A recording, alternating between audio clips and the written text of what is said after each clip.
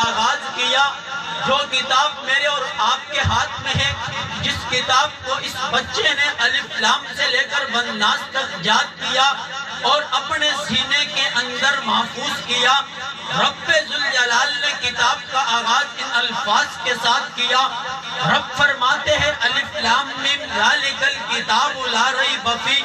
الف لام میم حروف مقطعات میں سے ہے، ان کی مراد اللہ ہی جانتے ہیں۔ ذالک الکتاب لا ریب فیہ،